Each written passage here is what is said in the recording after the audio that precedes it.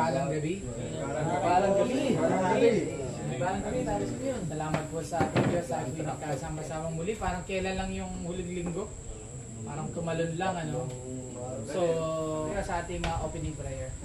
Hallelujah. Ulit pa natin yung Dalisa ang aming nais. Halikain, O Diyos, para sa amin. Pusong dalisa ang aming nais. Yes, Lord. Halikain, O Diyos, para sa amin. Isang pusong tapat na sa'yo'y nagmamahal. Isang pusong sa'yo walang alinlangan. Isang pusong itinitibok na ika'y parangalan. Handog ko'y pagpupuri sa'yo lamang. Pusong dalisa ang aming nais. Halikain, O Diyos, para sa amin. Pusong dalisa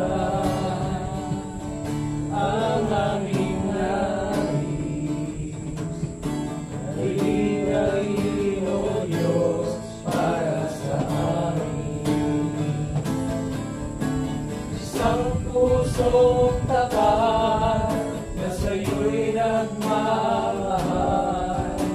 Isang pusong sa'yo walang alinlangan. Isang pusong itinitibok na ika'y parangalan. Handog ko'y pagpupuri sa'yo lamang. Handog ko'y pagpupuri sa'yo lamang.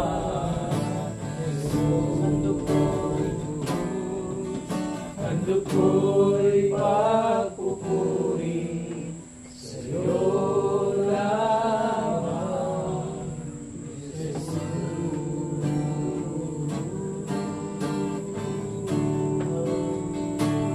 sa'yo, Diyos. Ito ang aming alay sa'yo, ang aming papuri, ang aming pagsamba. O Diyos, salamat. Salamat po sa iyo. Salamatan, oras na ito, Panginoon, na patuloy na kami po ay pinagkakatipon mo upang mapagbulay-bulay po namin muli ang iyong salita, Panginoon, sa lugar ito, sa bahay po ng Brother Jun.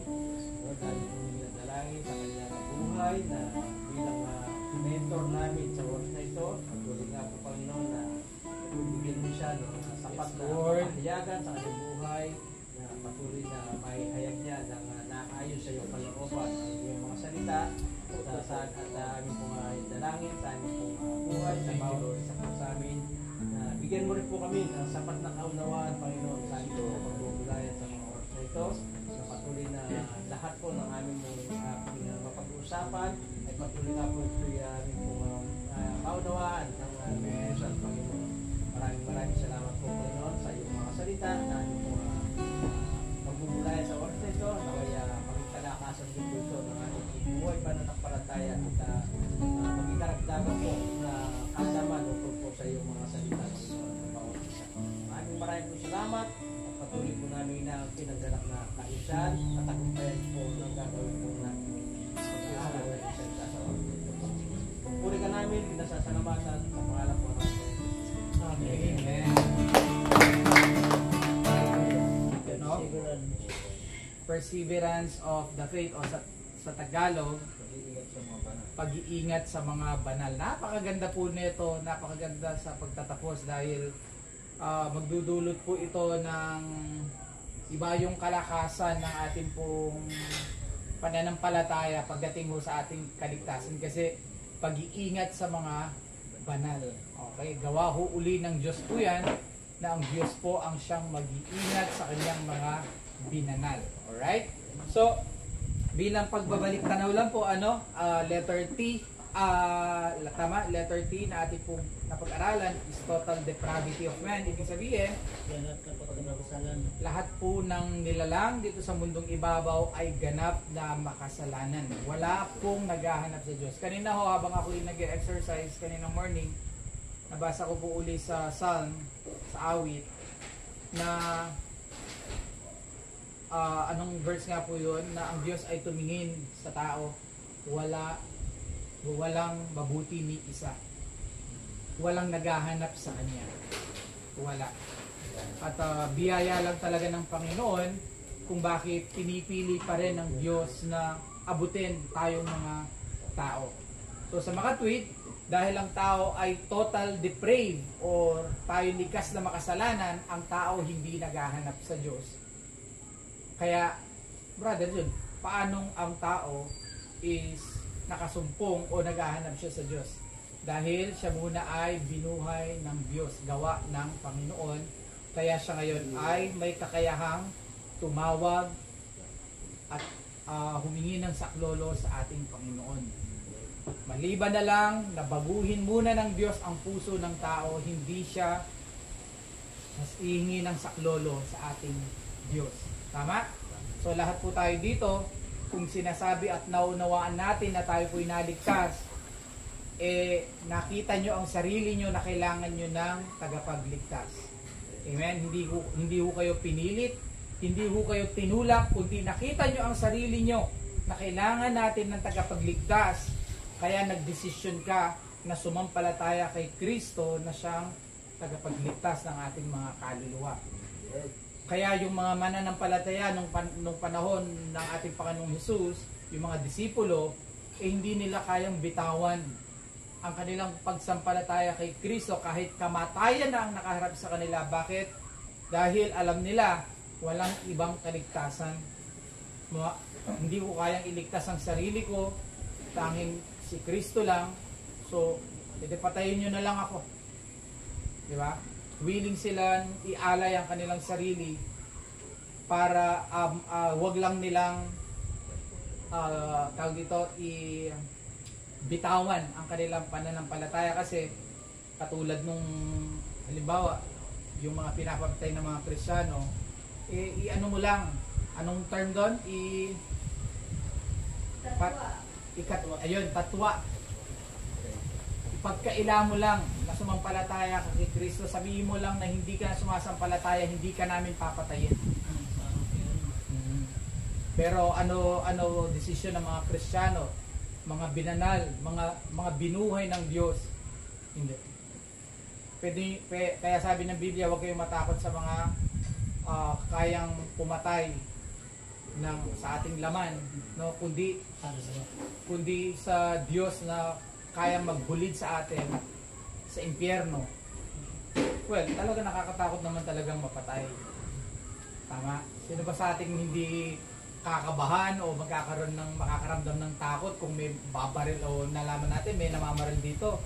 Siyempre, kahit paano maghanap tayo ng cover, di ba? Kasi baka matamaan tayo ng ligaw na bala. No? Meron pa rin at meron. Pero kapag ang usapan pananampalataya na sasabihin bitawan mo ang pananampalataya mo kapalit ng buhay mo, doon magkakaalaman, mga kapatid. Hindi ko alam kung mangyayari yun sa buhay natin, no? Pero minsan makikita lang yan sa simpleng mga simpleng sitwasyon ng buhay. Hindi mo kailangan ng baril para makita natin kung tayo ba'y totoong sumasampalataya. Minsan, mga problema lang sa buhay, like minsan may mga kabuhayan tayong hindi kumita, no? Parang sinisisi natin agad ang Diyos. Para bang, Lord, bala ko tutuka. Bakit makarining mangyari ka na ako? Wala na ako mang pura ka tao. Wala na ako mga grabyadong tao, bakit makanyana ka man? Parang nagano na tayo ng pagdududa. Di ba? Hindi mo kailangan ng baril. Actually, mga Kristiyano noon, hindi naman ho sila naging milyonaryo. Hindi ho sila para bang nung sila sumampalataya, lahat ng ginawa nila is tawag dito, nag-materialize o lahat ng ginawa nila, alam nyo yun, yung tipong maganda lahat ang resulta. May pagsubok pa rin silang napagdadaanan, may mga prayer din silang hindi natutupad. No? Kasi naintindihan nila na walang connection yun. Hindi magka-connect yun. Kasi ginagamit din naman ng Diyos ang mga ganyang bagay para maging paalala sa atin. Amen. Kaya nga ho yung mga pagsubok sa buhay, yakapin ho natin. Sabihin natin, yakapin. Kaya kapag may, kapatid, ito ang mindset, kapag may pagsubok, yakapin. Huwag ho ninyong para bang, naman kaya ang problema, yakapin ho natin kasi kinakasangkapan niya ng Panginoon para makita talaga natin sa ating mga sarili na tayo ba talaga yung sumasampalataya sa Diyos o hindi. Kasi kapag dumating ang pagsubok at ikaw ay patuloy na nagpakumbaba sa Kanya, humingi ng tulong, sumaklolo ka sa Kanya, ibig sabihin nandoon yung reliance mo, yung dependency mo sa Panginoon. Nagtitiwala ka sa Kanya, Lord, kahit na ganito kahirap, hindi ako mag-aalinlangan. Alam ko may dahilan ka kung bakit ito nangyayari sa akin. Ipaunawa niyo po sa akin, Panginoon, ano yung dapat kong maintindihan. Kasi alam ko, hindi po kayo, hindi po kayo, alam niyo po ito, bago pa ito mangyari sa akin, alam niyo na. Kaya bigyan niyo po ako, Panginoon, ng pangunawa, makita ko ano yung dapat kong maintindihan sa sitwasyon na to. May dapat po ba akong baguhin? May dapat ba akong ayusin? O may dapat lang akong kailangan ko lang maghintay, no? Kaya nga ho, yun po yung sa first topic natin, total depravity. Kaya kahit po mga anak po natin, no? May anak tayong kasama dito. Wag po tayong parang pakampante. Siguraduhin natin, pag-pray natin sila. Kapag gabi, nag-pray kami ni Mrs. na Lord, ito pong anak po namin, ay gisingin mo ang kanilang puso. Maintindihan po nila ang pagsuko sa iyo. Maintindihan po nila ang paglilingkod sa iyo. Kasi kailangan nila. Hindi porke bata sila, hayaan lang natin sila na para bang maglaro, manood ng kung ano-ano. Hindi, tayo mga magulang, kailangan natin silang gabayan sa pananampalatayang Kristyanismo, sino ba si Kristo, bakit ba siya namatay sa krus ng Kalbaryo, ano ginawa niya doon, diba? Kailangan maintindihan ng ating mga anak dahil tayo mga tatay na Kristiyano, maliban sa kayamanang maiiwan natin sa kanila, material na kayamanan, yung kayamanang panlangit, wag ho nating hindi maiiwan ho sa kanila. Amen po.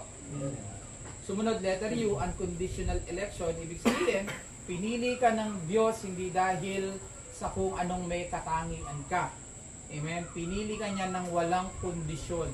Diba? Napag-aralan natin yan, inibig tayo ng Diyos nung tayo'y makasalanan pa. Kaya napakabuti ng Panginoon, wala tayong pwedeng maipagyabang sa Kanya. Sasabihin natin, bakit mo, Brother Al, paano mo nasabing pinili ka ng Diyos? Hindi ko alam, desisyon ng Diyos yun. Basta alam ko sa sarili ko, kailangan ko siya. Alam ko sa sarili ko, kailangan ko magpakumbaba, isuko ang aking sarili, at maglingkod sa Kanya. Yun ang naiintindihan ko. Pero paano nangyari yon? Gawa ng Diyos. Hindi ko gawa. Amen? Sang-ayon po ba tayong lahat na hindi ko gawa yon na ako mismo nag-isip na sumampalataya sa Diyos? Yung mga nagsasabing ganun, may konting K. Kaya ba sa sarili, pagmamalaki, pagmamataas na kaya ako naligtas kasi dahil sa gawa ko. Di ba? Something na kagagawan niya, hindi gawa ng Diyos. Natural, siyempre, gawa nating magsalita ng pagsampalataya. Tama? Gawa yun eh. Pero paano mo yun nagawa? May nangyari mo ng una, which is yun yung gawa ng Diyos. Amen? laging regeneration muna. May born again first scenario muna na nangyari ang Panginoon. Kaya ka ngayon sumaklolo. Ulitin ko, yung patay na nakahiga, magsasalita ba yan? Yung patay, gagalaw ba ang kamay? Hindi. Kaya bago ka parang nakapagsalita, ng pagsampalataya, binuhay muna ng Diyos yan. Because we are dun sa topic na letter T, total depravity of men, likas tayong makasalanan, ibig sabihin tayo patay, wala tayong pakialam sa Diyos. Yun po ang katotohanan. So, L, limited atonement, na hindi po lahat ay maliligtas. Limited, hindi po lahat ay binayaran ng ating Panginoong Hesus ang kasalanan. Kasi kung lahat, gaya po ng sabi ko, kung lahat po ng kasalanan ay binayaran dun sa krus ng Kalbaryo, walang mapupunta sa impyerno. Pero dahil may mapupunta sa impyerno, hindi po lahat is na-atone, hindi po lahat ay nabayaran. Hindi po lahat ay napatawad ang kanilang mga kasalanan. Kaya kapatid, mapalad ho tayo na bilang pinili ng Diyos, nabayad ho ang ating kasalanan. Gusto ko lang po kayo mga kapatid i-refresh kung gaano ho ito kahalaga. Nabayad ho ang ating kasalanan. Napakahalaga po nito kapatid. At aminado rin po ako minsan parang hindi ko na ibibigay yung karampatang pagpapahalaga. Minsan parang naisasantabi lang natin yung importansya nito. Dahil minsan natutuon tayo sa buhay natin, sa mga problema sa buhay. Nakakalimutan natin gaano kahalaga na yung ating kasalanan ay bayad.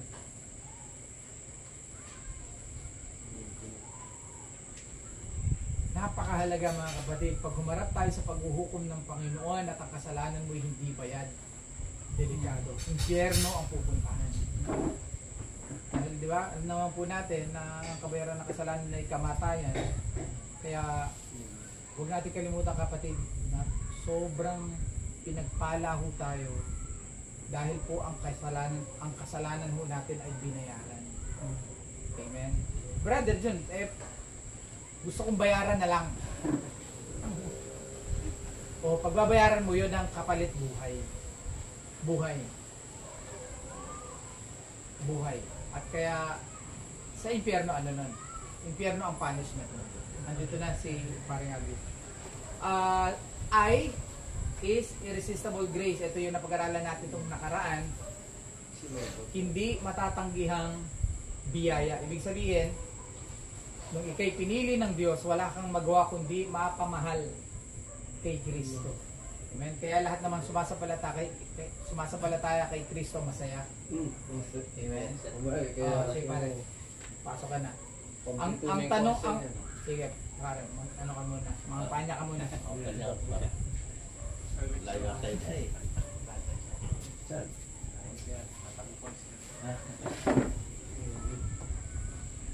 Ang tanong, kayo po ba ay merong kagalakan o kasiyahan na kayo mananampalataya ni Kristo?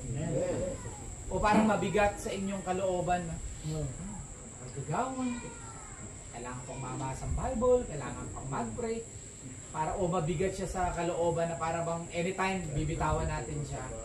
Kung kapag ho ganon, kapatid, medyo kailangan nating mag-pray na pa-evaluate tayo sa Panginoon kasi hindi ho dapat ganon. Ang pagsampalataya o paglilingkod kay Kristo ay may kagalakang hindi ho nauubos.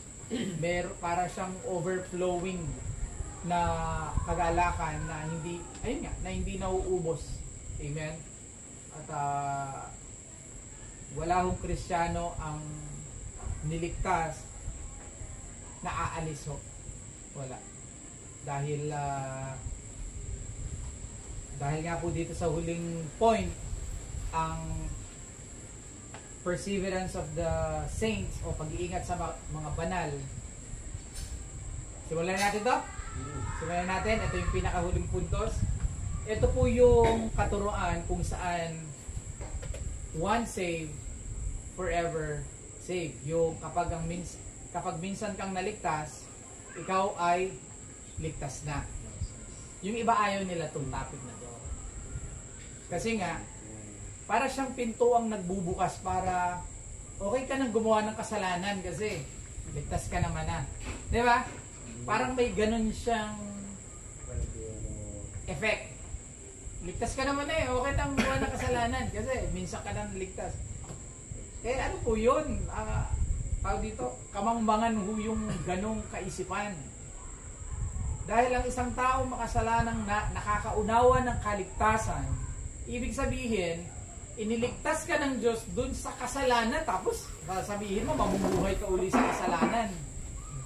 Eh di ba kamangmangan ho yun, kaya ka nga niligtas ka dun sa kasalanan, tapos sasabihin mo, magpapatuloy ka sa kasalanan dahil niligtas ka na. Tama ho ba? Kaya nga hindi ho magtutugma.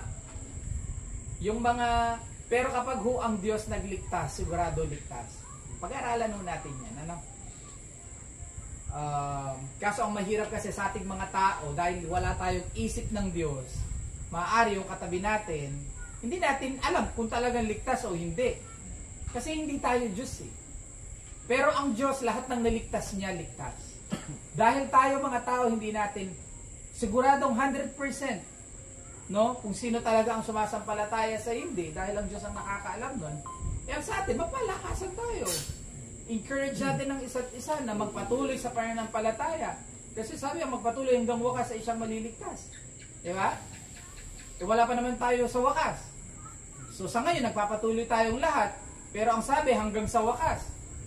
E paano kung may ilan sa atin ang tumigil? Oh, ibig sabihin, hanggat wala tayo sa wakas, magpalakasan tayo sa isa't isa. Amen? Nang sa ganun, umabot tayo dun sa wakas. Pero mga kapatid, yung mga Kristiyanong umaabot dun sa dulo. Amen? So brother John, mayroong Kristiyanong hindi umaabot sa dulo? May Kristiyanong umaabot? Parang contradicting kasi kung Kristiyano yon, tapos sabi mo, pag minsan ng ligtas na, bakit merong hindi umaabot sa wakas? Hello? Nagigets ho ba yung problema? So lumalabas, na yung nagsasabing Kristiyano, pero hindi magpapatuloy hanggang wakas, ay hindi talaga Kristiyano. Hindi talaga Kristiyano. Kasi madaling sabihin Kristiyano ko. Mga kapatid, madaling sabihin, Christian ka ba? Oo, Christian ako. Madaling sabihin po yun mga kapatid. Kahit sino, pwedeng sabihin, kahit sa western country, magtanong ka, puro Christian yan. Pero ang pamumuhay naman, taliwas sa kagustuhan ng Diyos. Madaling sabihin Kristiyano, pero kapatid, hanggang kailan mo siya, tawag dito, ngayon lang ba? Ngayon pag walang problema? Pag may problema na, wala na si Kristo, wala ka nang pakialam, di ba? So, pag-aralan natin itong mabuti. Napakahalaga nito mga kapatid kasi kung naunawaan natin kung sino si Kristo at yung pagsampalataya mo sa Kanya, amen, magkakaroon ka ng assurance. Magkakaroon ka ng kapayapaan sa puso mo na ligtas ako dahil niligtas ako ng Diyos. Amen? At dahil meron kang ganong assurance, mas magagamit ka ng Panginoon para magbigay ng pag-asa naman sa iba. Basahin po natin sa John 10:28.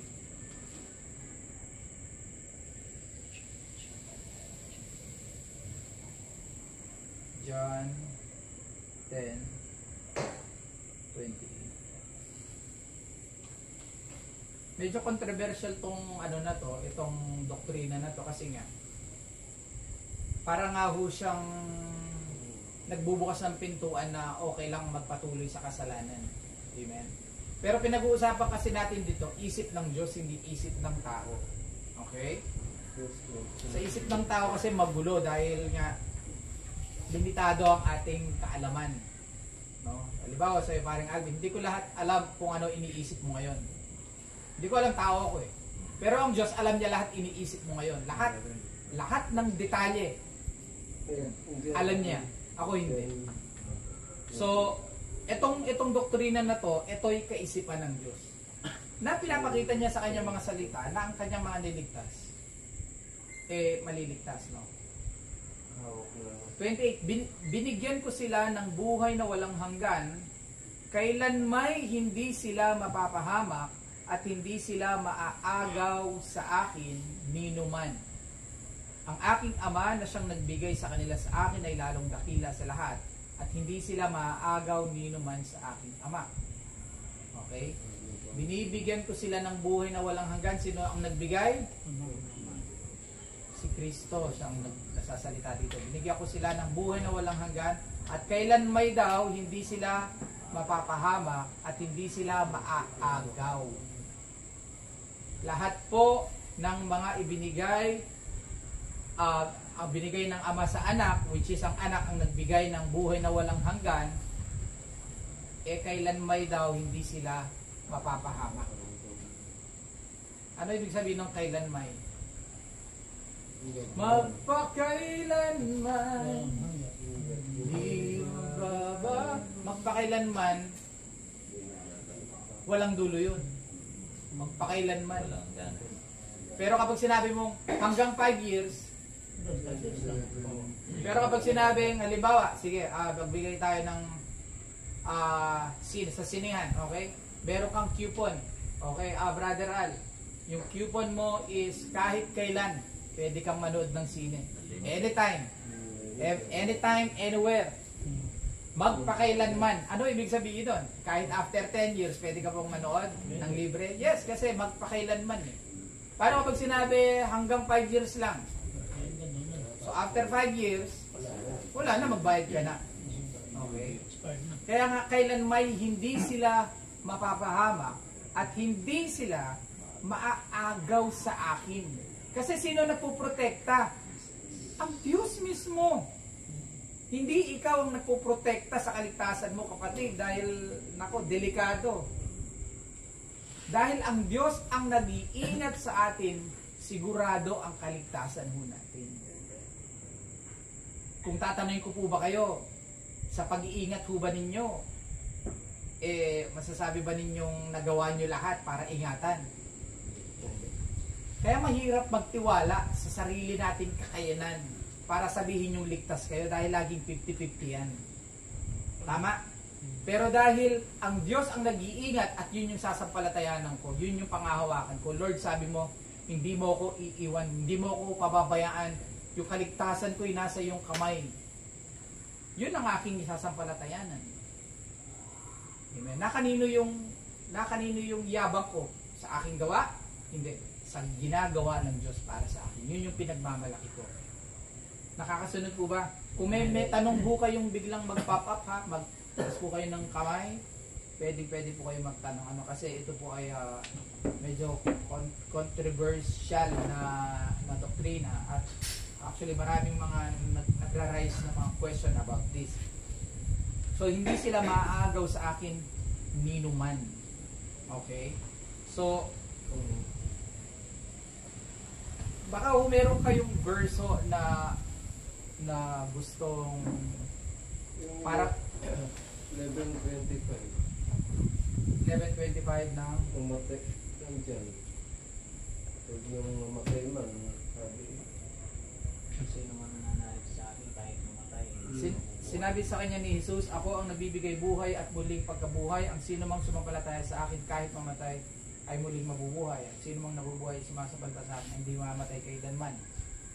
Naniniwala ka ba sa sinasabi ko? Ayun, actually supporting to.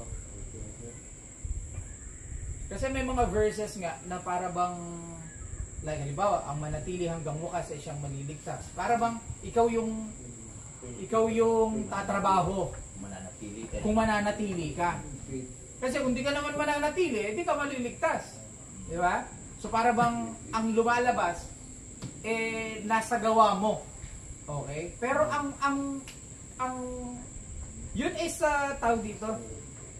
Yun po ay sa level lang ng kaisipan ng tao. Pero sa level ng kaisipan ng Diyos, ang Diyos ang gumagawa doon sa mga Kristiyanong nagpapatuloy hanggang wakas. Dahil, paano nila nagawa yun? Dahil meron silang, dahil sila'y enable, sila'y binibigyan ng Diyos ng lakas para magawa iyon. Amen?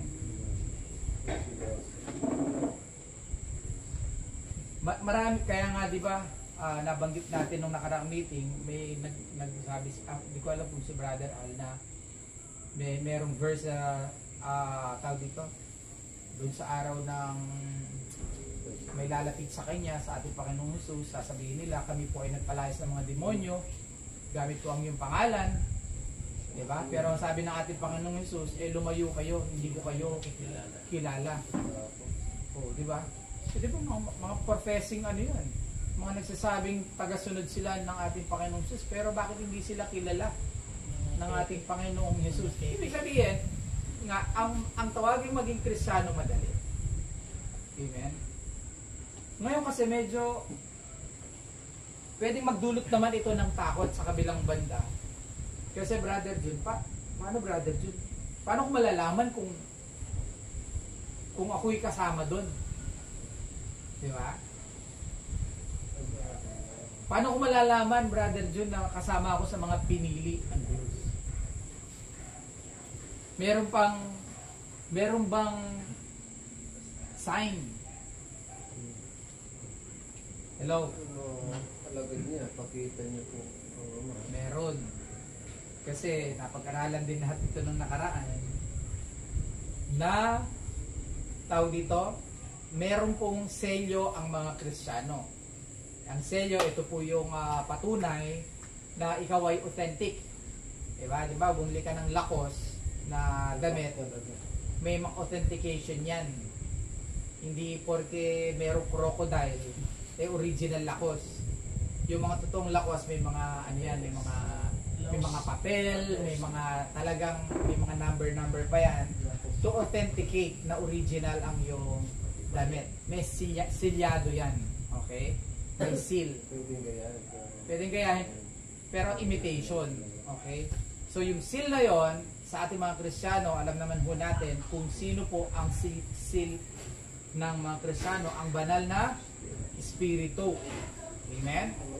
At ang banal na Espiritu na siyang nananahan sa mga Kristiyano, unang clue ng mga totoong Kristiyano, sila'y pinananahanan ng banal na Espiritu.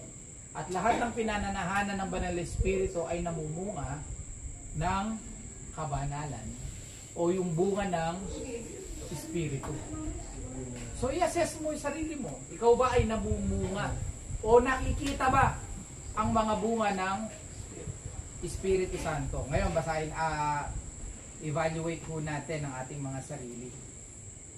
Ready na po ba kayo?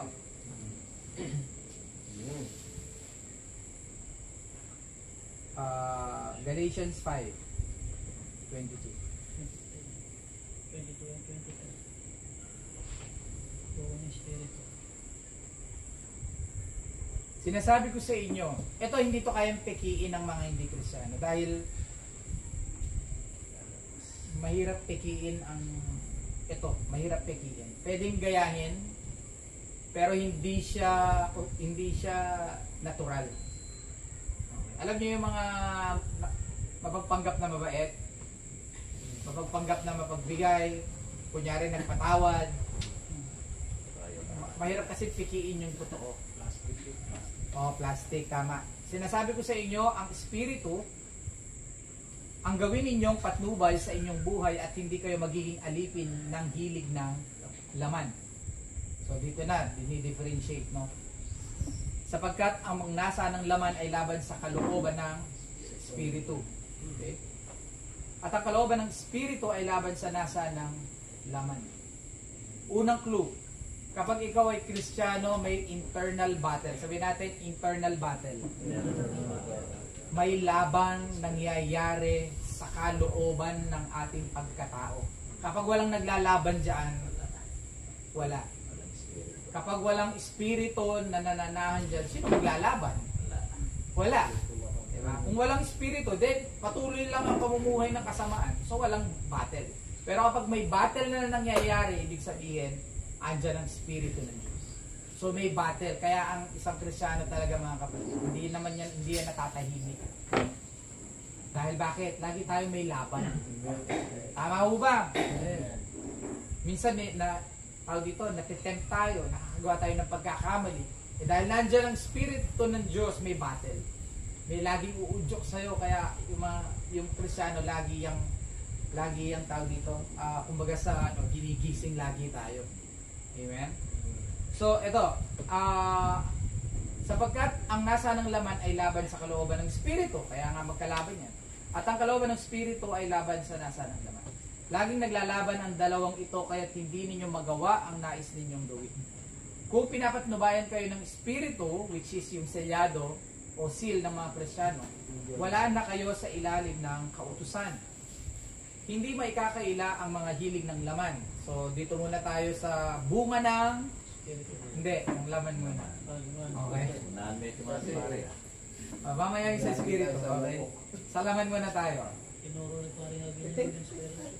Ito ba yun? Wala kasi ako parang nun. Sorry. Refresher na lang, ano? So, bunga ng hiling na laman, pakikiapid, kahalayan, kalaswaan, pagsamba sa Diyos-Diyosan, pangkukulam, pagkapuot sa isa't isa, pag-away-away, pagsiselos, pagkakagalit at kasakiman, pagkakampi-kampi at pagkakabahabahagi, pagkainggit, paglalasing, kalayawan at iba pang katulad nito. Paano brother, John, kung may isa dyan, sumablay ako? Ibig sabihin ba hindi ako kasama? Ang tanong, may naglalaban ba? Kasi kung walang naglalaban at nagpapatuloy ka sa ganung gawain, kapatid, ako na nagsasabi mo, malungkot at nakakatakot na balita. Delikado. Pero halimbawa, nahulog ka sa isa sa mga to,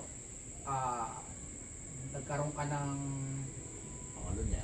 pangalunya, no? At nagpatuloy ka sa pangangalunya, delikado ka. Ibig sabihin, alam mo yun, parang hindi ka, parang okay na sa iyo yun, magpatuloy ka sa ganong gawain. Wala kang wala kang pagsisisi, wala kang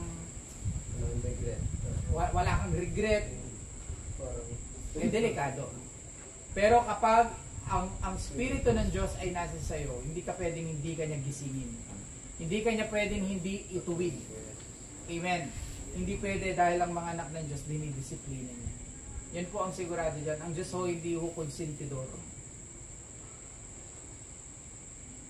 Pero bakit umaabot sa inaalaw ng Diyos na mangyari yung mga bagay na pwede naman niya pigilan ang anak niya na mahulog halimbawa sa isang tukso. Kaya po bang gawin ng Diyos yun? Yes. Kayang-kaya ho ng Diyos yun. Pero bakit hinayaan dahil ba pabayaan Diyos? Hindi. May siyang gustong ituro sa kanyang anak. Matalino po ang Diyos. Hindi siya parang nalingap siya. Ay! Sorry! Nakalimutan ko. Tuloy, nagkamali yung anak ko. Hindi ho ganun ng Diyos. Alam ho ng Diyos kung ano yung mga pagkakamali. Bago ka pa niya iligtas, alam niya nang magkakamali ka dun sa araw, sa buwan, sa oras na to, alam niya na yon. Hinayaan niyo ng Diyos na mangyari kasi may gusto siyang ituro sa atin. Hello? Naniniwala? Yung nagkataon na yung kagamakumahan ng Perez paggabi na parang nasagot ko. Hindi ba kasalanan yun? Nasagot ko. Kasalanan yun. I mean, pagsagot, lalo na kung pabalang at parang damdamin ko eh. Parang nasaktan ako eh. Pero nung nasabi mo, anong naramdaman mo? Ikaw ba'y parang may pagsisisi? Ikaw ba'y inuudyokan ng Diyos na... Yung bandang uli, nasabi ko na sa kanya, yung naano ko na yung gusto kong sabihin sa kanya, nagkaroon ng pagsisisi ko. Parang naano ko, yung masaya ako. Yung inisip ko ako. Kaya ginagawa ko ito. Dalawa kasi yan, bro. Dalawa yan. Yung konsensya, magkaiba yan sa banal na espiritu, ha? Hindi porke nakukonsensya, may banal na espiritu. Okay? Yung konsensya kasi pwedeng mawala yan. Pero ang banal na espiritu hindi ka niya papatulugin. Ang banal na espiritu, ang konsensya pwede mong patahimikin, pero kapag kasi ang espiritu ng Diyos talaga, ano yung ganyan eh. Tawag dito, gagawa yan niya ng paraan. Okay. Naalala ko kasi noon na tawag dito, kamukha nun, yung mga ganun, may nagawa akong pagkakamali. Gagayad ka ng Panginoon, paano ka lalapit, paano ka magsusorry. Bibigyan ka niya ng lakas para magawa yun. Bibigyan ka ng kababaan ng loob para humingi ng tawad. Sigurado yun. Kapag yun ang gawa ng Diyos yun eh, hindi kayang gawin ng tao yun. Kaya may mga tao na nakakulong sa sariling kasalanan, bakit hindi sila makahingi ng tawad? Yes or no? Nakakulong sa sariling kasalanan, hindi sila makahingi ng tawad kasi hindi nila makita yung wala silang lakas ng loob. Yung lakas kasi na yun magagaling sa Diyos. Manggagaling yun sa espiritu na nananahan sa atin, na siyang magbibigay sa atin ng lakas para magpakumbaba at humingi ng tawad. So, regarding po doon, kung sa tingin po ninyo bilang anak sa ating mga magulang, kung medyo hindi maganda, humingi tayo ng tawad. Nakapaghingi po ba kayo ng tawad? Malapit na. Pagka nilalambit ko, parang nangihina akong tao. Nararamdaman ko lang. Pwede naman ding rektahin mo. Like, pasensya na kaya Indan ng Ryan. May kapagsalita akong malago. May dala ako kasi. Sarap sa pakiramdam. Maganda rin yung na-open. Saka isa pa, brother, yung nakapagsinungaling ka ba? Na nagkakataon na kailangan. Meron ganun di ba? Well, nangyayari. White lines. Yun na, kailangan mong gawin dahil hindi mo gagawin, maraming mapapahamak ganun. White sins. Parang ganun. White lies. Yung parang may pagtatakpang ka, ganun. Wait, ano ba? Kasalanan ba yun? Kasalanan, siyempre. May katulad ng May kasalanan Kailangan lang gawin kasi, kailangan. Nagkakamali kasi ba? Dahil Nanap yung tatay mo, papatay pala. Sasabihin mo ba? Dito po May yung tatay. kasalanan na tayo. May kasalanan na hindi alam pamatay. Parang ginanggit niya Apostol Pablo yan. Pero ano, tawag dito, wag ho nating pabanguhin yung salitang kasalanan. White lies or black lies, lahat yan ay mabaho sa pang-amoy ng Diyos. Well, bilang tao nakagawa tayo ng mali. At pag nakagawa tayo ng mali, humingi tayo ng tawad. Halimbawa, kung may mga sitwasyong ganon,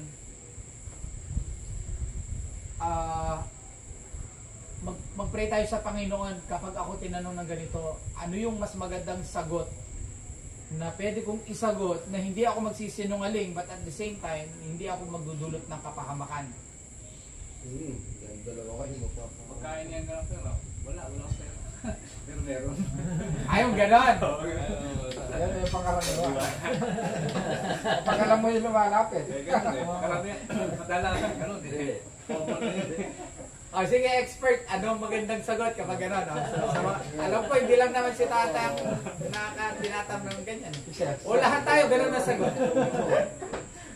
Pero Parang Alvin, ikaw, di ba may umuutang sa'yo, meron ka namang ipapautang.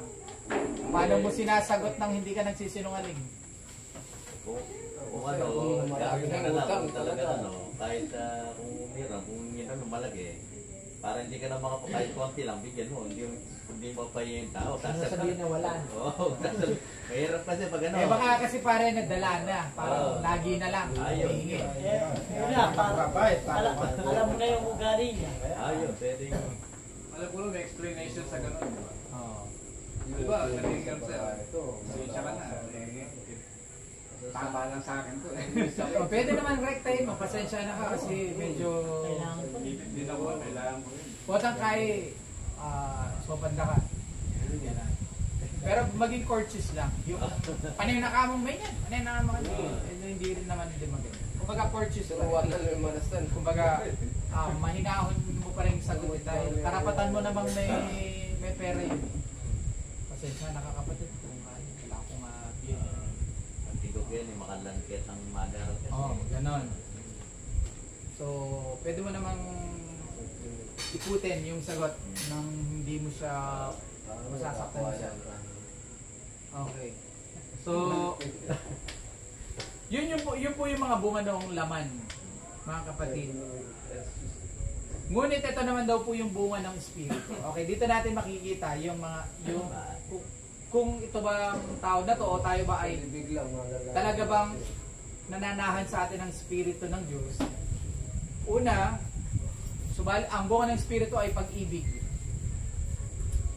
Normal sa'yo ang umibig. Amen? Ano ba sabi ng ating Panginoon? Ibigin mo ang iyong ibigin mo ang iyong kaaway. Hindi ko kayang gawin ng hindi Kristyano yan. Hindi ko kayang gawin ng Kristyano. At ang Kristiyanong gagawa niyan, kaya mo lang yan gagawin kasi sinabi sa iyo ni Kristo. Hindi mo mararamdaman yan na para siyang kahali-hali ng gawin. Hindi siya kahali-hali ng gawin. Gagawin mo siya kasi inuutos sa'yo nung tagapagligtas mo. Mahirap siya pero gagawin mo dahil nga tagasunod ka ni Kristo. Kaya hindi pwedeng pekiin to. Hindi pwedeng pekiin. Kaya yung taong umiibig sa kasalanan, nag-iisip yan. Iibigin kita hindi dahil sinasabi ng puso ko. Sinasabi ng puso ko, kamuhian kita eh. Pero dahil sinabi ng aking Panginoong Jesus na ibigin kita, iibigin kita. Hello? Kasi ang pag-ibig po, hindi po dyan pinapairal ang damdamin. Ang pinapairal po dyan ay isip. At sa atin, ang iniisip natin ay hindi natin sariling isip, kundi isip ni Kristo na siyang ating baon-baon, nilagay niya sa atin, kaya ako tayo ibigin kasi sabi ng aking Panginoon. Wala akong makitang dahilan para ibigin kita, pero dahil sinabi ng aking Panginoong Jesus, iibigin kita. Ano ibig sabihin nun? Ibig sabihin, tagasunod ka ni Jesus. Tama? Kagalakan.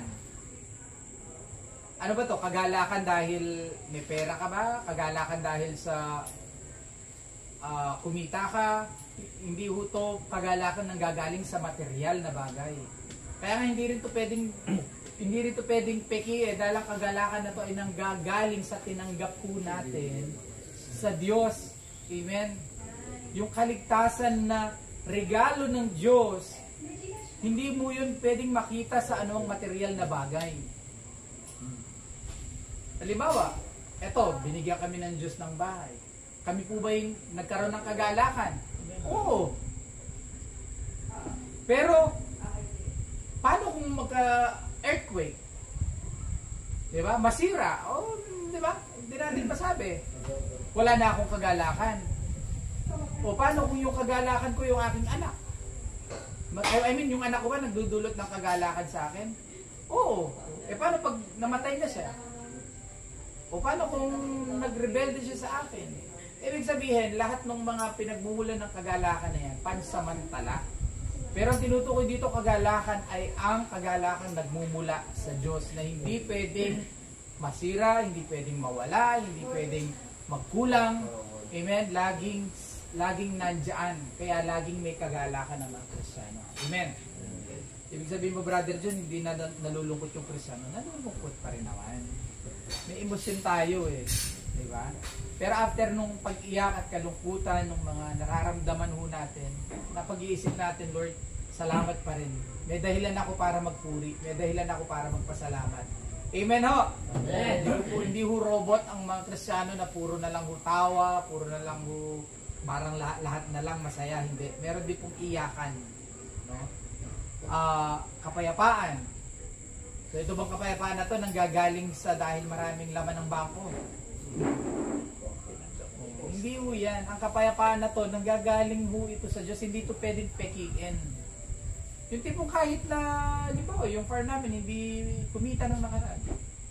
Alam mo, may kapayapaan ka na hindi ka pababayaan ng Panginoon. Kasama natin siya, anumang panahon, anumang sitwasyon. Di ba? Hindi ho yung pwedeng pikiin. Katsagaan, kabaitan. Yung kabaitan. Mahirap pong pikiin po yung kabaitan, mga kapatid. Yung po mga nagpapanggap ho dyan, no? Kapag tinulungan ka, dapat tulungan mo rin. Dapat may kapalit. No? May kilala po ba tayong ganyan? Katapatan, no, lahat po yan hindi po pwedeng pikiin. Kainahunan, naku po, kainahunan, yung bang hindi tayo reactive kapag may mga problema, para tayo agad, nababalisa tayo agad, para bang nanong gawa, nanong nangyari, para hubang balisa tayo, no? Pero kapag meron ho tayo, ang espiritu ho ng Diyos, merong kainahunan, no? Kalmado ka ho, kalmado. Alam nyo yung laging may balisa sa kalooban? Malamang may ginagawang pagkakamali, kasalanan. Yung balisa ka. No? So, kaya nga aayusin niya ng Diyos dahil nga magiging bunga nun kahinahunan. Amen? Pagpipigil sa sarili, naku, hindi rin pwedeng pekiin po yan. Yung tipong isang linggo lang, tapos after, balik ka lang. Pagpipigil sa sarili, hanggang dulo, gagabayan tayo ng Panginoon. Okay?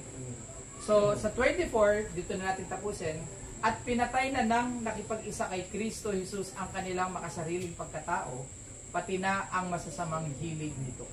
Kung ang Espiritu ang nagbibigay buhay sa atin, siya na rin ang paghariin natin sa ating buhay. Huwag na tayong maging palalo, huwag na nating galitin ang isa't isa, huwag na rin tayong mag-inggitan. Isipin niyo yun, mga kapatid, yung mga nagsasabing, ayoko ng katuruan na ganyan, na naligtas ka, forever safe. Paano to, di ba? Asan yung last verse? Sorry. 20, huwag tayong maging palalo, di ba?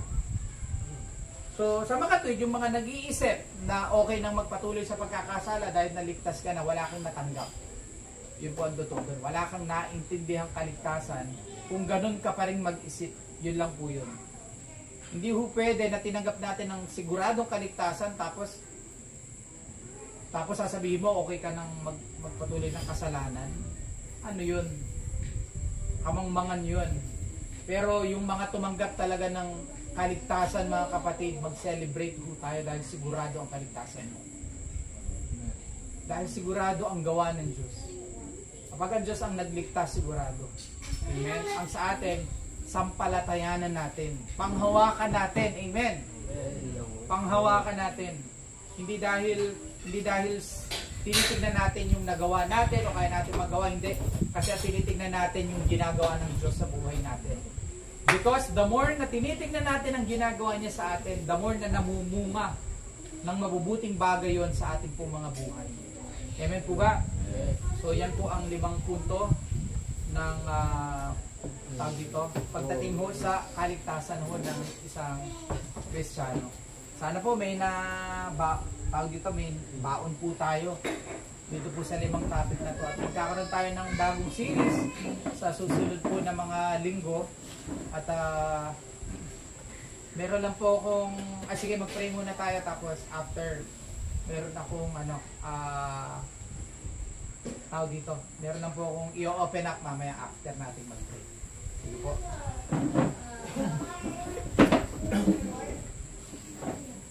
Pangunahan po tayo ni paring Marlon sa ating pong panghuling panalangin. Bro. Namahal po namin ang dating Diyos na dapat at mabuti sa amin, hindi ka nagkukulang at nandiyan o Diyos, nasamahan po ang bawat isa po sa amin. Salamat po Ama sa mga napag-aralan po namin sa gabi po nito, sa amin pong natutunan kung paano o Diyos na talikuran na po namin yung mga gawa ng laman o Diyos ng Espiritu Santo na nananahan po sa amin, natuturo, nagpapaalala kung paano nag-aamal ng Panginoon. Salamat sa pagtutuloy mo po sa amin, O Diyos. Salamat din po sa iyong lingkod na ginamit sa buhay ni Paring John. Patuloy mo siyang gamitin at pagpalain ang kanya pong buhay, O Diyos. Thank you, Lord. Maging sa kanya pong mga kabuhayan, O Diyos. Ikaw ang magpala sa kanya pong mga negosyo. Maraming pong salamat, Panginoon, sa bawat isa po sa amin, sa mga salita mo na natanim sa amin po isipan. Ito'y tumago. Ito, Panginoon, na ipatuloy na magamit po namin, O Diyos, sa aming pong pang-araw-araw na pamumuhay. Ito nga, Panginoon, napakahalaga at napaka-importante, Panginoon, ng bawat mga napapag-aralan po namin kung paano po kami na mamuhay na matuloy, mamuhay na may kapanalan. Puno ng Panginoon, puno ng pag-asa, nandun yung kapayapaan, pag-aalakan ng Diyos na nakumula sa iyong mga pangyayaran. Maraming salamat, aming Ama, sa mga gagawin pa po namin ng Diyos ang patuloy na sumama sa amin. Sa iyo ang lahat ng papuri, sa iyo ang lahat ng parangal, sa iyo makapangyarihan pangalan ng aming Panginoon.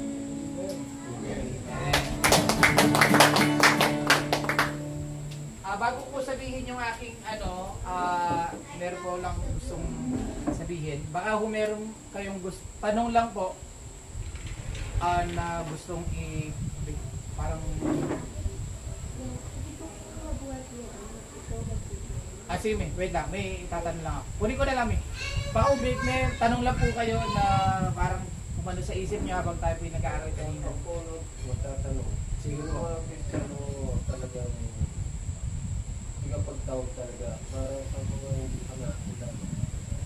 Magkasaman tayo rin, di ba paano talaga yung pagtawag para makakilala lang. Oo naman, kasi bagamat alam ng Diyos ang kung sino ang, dahil bilang tao hindi natin kilala kung sino ang mga ligtas, kailangan nating gawin yung inuutos na dito sa mga disipulo na humayo kayo at bautismuhan nyo sila sa ngalan ng Ama, Anak, ng Espiritu Santo. So hindi natin pwedeng tigilan yung gawa na yun, yung mag-evangelize, share ang mabuting balita.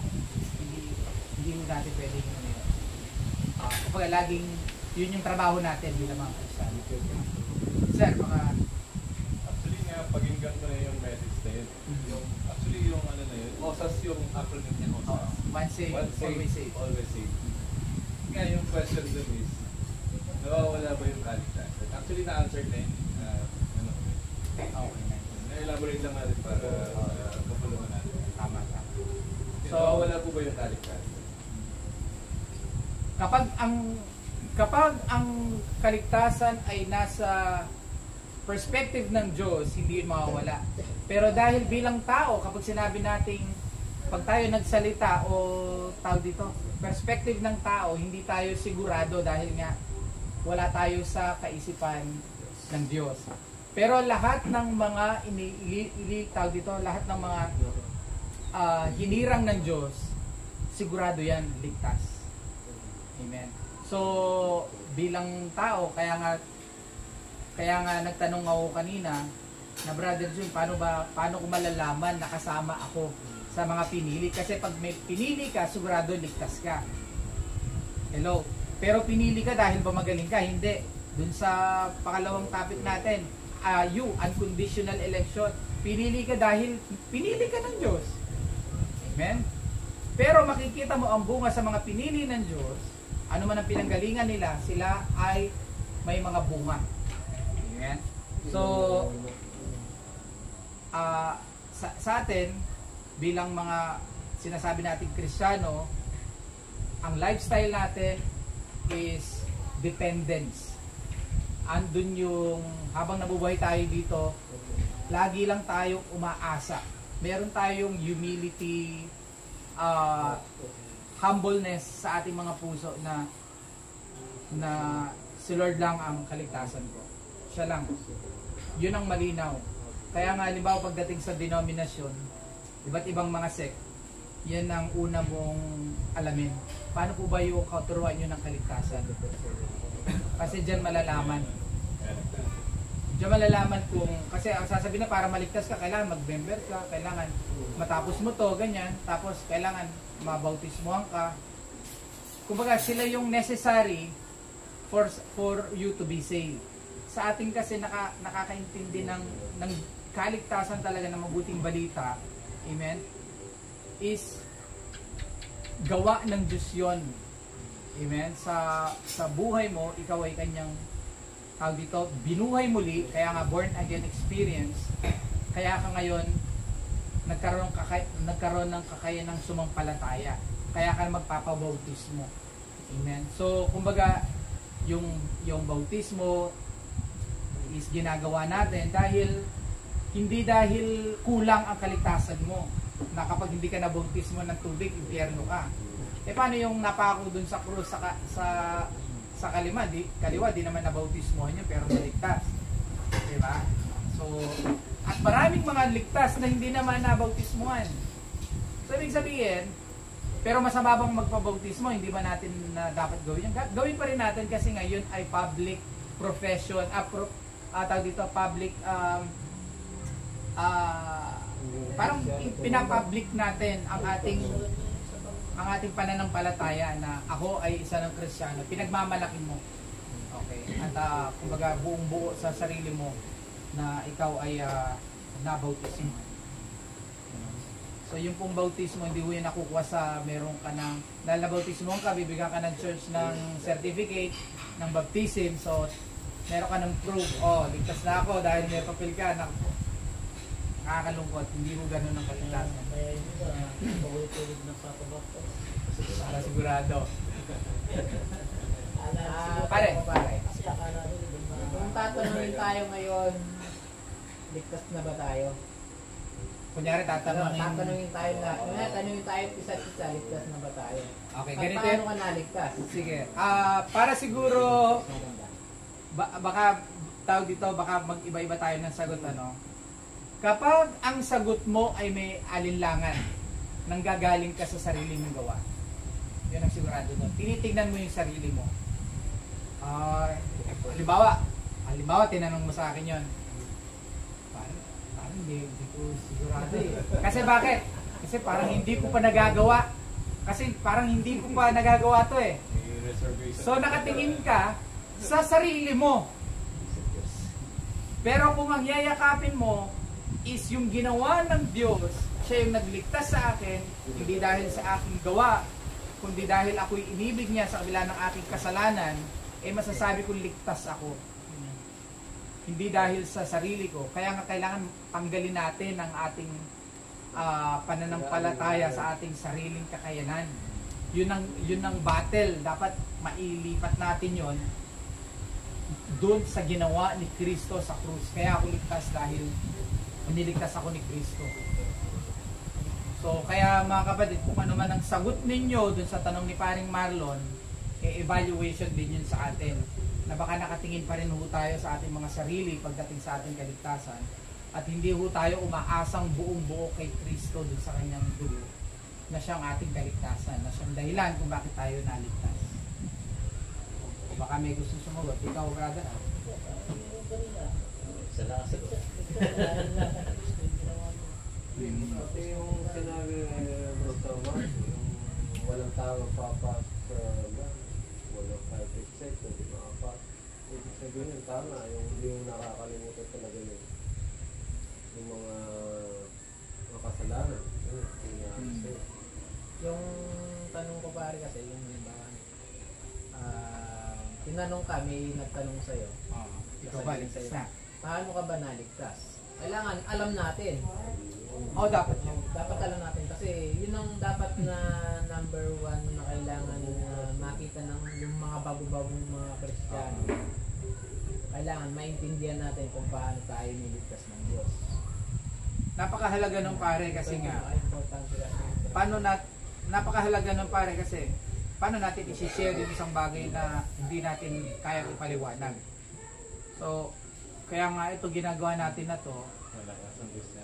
Kumbaga, ginagawa natin dito sa pagpupulong natin, talagang dun sa pinaka-detalyeng paraan, nang sa ganon, pag may pagkakataon tayo mag-share, halimbawa merong isang scholar na iglesia, winan-on-one ko siya, pinaliwanag ko sa kanya pagdating sa kaligtasan, bakit ang tingin ng nung ganito, tao lang siya, ganyan. Pinaliwanag ko kung bakit tayo, naniniwala tayo na nagkatawang tao, kaya yung nature ng pagkatao ni Kristo nakakaramdam siya ng panghihina, ng paggutom, kasi ang katwiran nila, may Diyos bang nagugutom? May Diyos bang napapagod? Makitid ang pinangkukunan. Siyempre, nagkatawang tao, yung nature ng tao, mararamdaman niya. Diba? Yun nga, kung marinig ko doon sa mensahero ng iglesia nila na sabi niya, papayag ba ang ama na maging tao siya? Sabi niya. Siyempre, hindi. Sabi niya. Strategy namin yung may. Ano nga yun actually mga kapatid, that is act of love. Yun po ay dahil sa pag-ibig. Kaya nga yung mga Kristiyano talaga, punong-puno ng pag-ibig yan. Kasi bakit? Naintindihan nila na sa Philippians, na bagamat siya'y Diyos, hindi niya inaharing maging kapantay ng Diyos.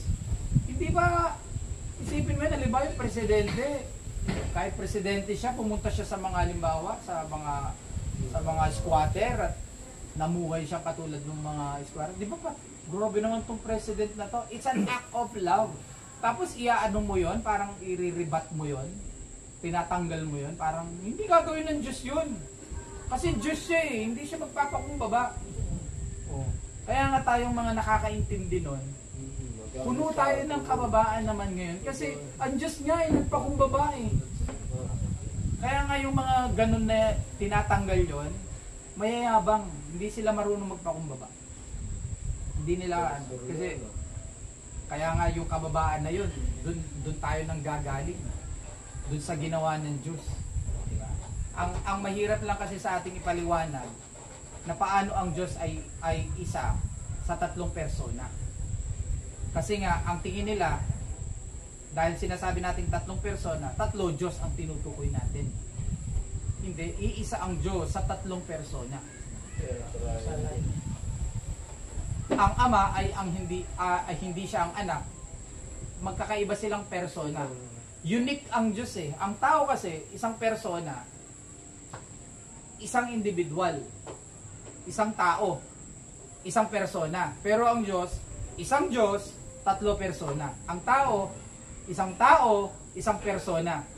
Ang Diyos, tatlo siya. Kasi bakit? Dahil ba inimbento natin? Kasi yun yung lumalabas sa salita ng Diyos.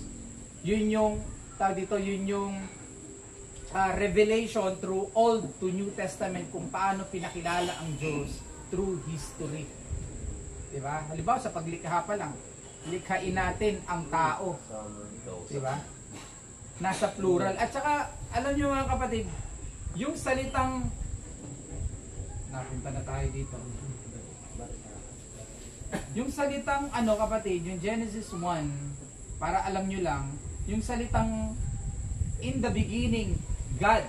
Sa simula pa lang, ang Diyos, yung salitang God na ginamit dyan is the plural term, Elohim. Plural siya, kumbaga sa apple, kapag plural, ano siya? Apples. May S. Okay? Yung God dito, hindi gods. Elohim. Para siyang cherubim. Plural yon, yung mga cherubim. Okay? Kapag cherubim, group of cherub yun. Okay? So, it's a plural. Kaya nga, from the beginning, from Genesis to Revelation, makikita naman sa Revelation kung paano ang ating Panginoong Jesus is Almighty. From Genesis to Revelation. Kaya hindi ka pwedeng pipili ka lang dyan sa verse, tapos yun na yung gagawin mong doktrina. Hindi, kailangan mo i-consider lahat. At doon mo buuin yung doktrina sa kabuuan.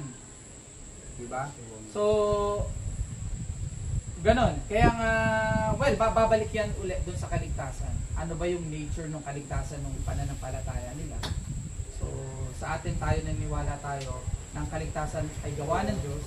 Pero sa parte natin, dahil tayo tao, ang alam natin sa sarili natin, tayo ay may tawag dito, pagsuko, paghingi ng tawad at pagsampalataya kay Kristo. Yung dalawa na yan, repentance and faith, pagsampalataya. So, baka meron pa pong tanong bago tayo sige, habang ginagaya ko ikan ninyo.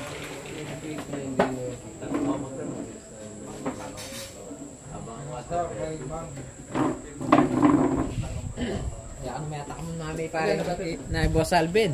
Na pare.